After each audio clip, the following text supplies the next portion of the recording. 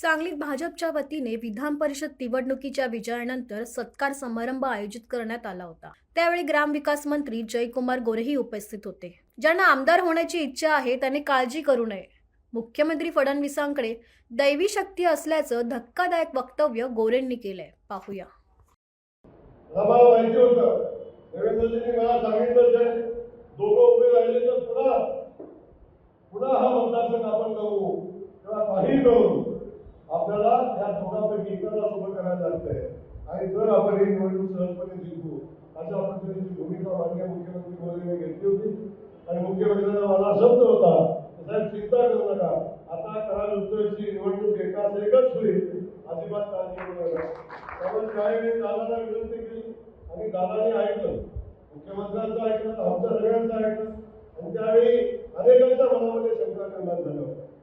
लोकसभेच्या निवडणुकीच्या वेळी मी जिल्हाध्यक्ष होतो आणि जिल्हाध्यक्ष म्हणून काम करत असताना समन्वयाची जबाबदारी माझ्यावर होती।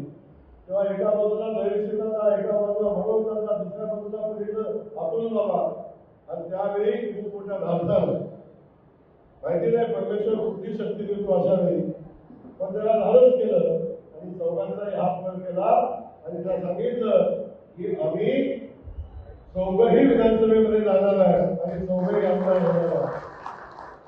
आणि खऱ्या अर्थानं जेव्हा आपण प्रामाणिक भूमिका ठेवून काय भूमिका घेत असतो तेव्हा परमेश्वर आमच्या पाठीशी राहत असतो, देवाभाव आपल्या पाठीशी राहत असतो आणि त्याचं फलित म्हणून आज आपण म्हणतोय की आम्ही चौघही आमदार आहे। आम्ही चौघही आमदार आहे। आता आमदार व्हायची अनेक लोकांची इच्छा आहे। काळजी करू नका भविष्यात त्यांच्याही इच्छा पूर्ण होतील कारण देवाभावाला वेगळी शक्ती आहे आणि ती शक्ती सगळ्यांचं समाधान करणारी आहे हे या निमित्ताने आपल्याला सांगेल। त्यामुळे आपल्याला पुन्हा एकदा मनापासून धन्यवाद देतो।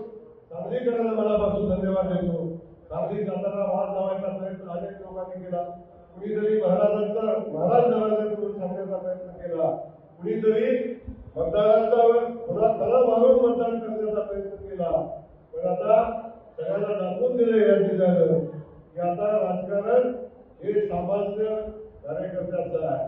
आता कुठल्याही प्रस्थापितांचं आणि वाऱ्यावर कारखाना बसून राजकारण चालणार नाही तर आता गावघरामध्ये येऊन राजकारण करावं लागेल हा मेसेज या निमित्तानं दिलेला आहे। त्यामुळे पुन्हा एकदा सांगलीकरांचं मनापासून आभार मानतो, दादांचं पुन्हा एकदा कौतुक करतो।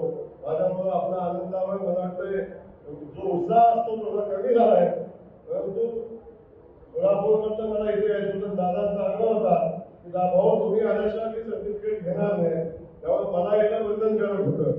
त्यामुळं या ठिकाणी आपल्या सगळ्यांना धन्यवाद देतो। आपण खूप उशीर थांबलाय। पुन्हा एकदा दादांचं अभिनंदन करून थांबतो। जय हिंद जय भारत।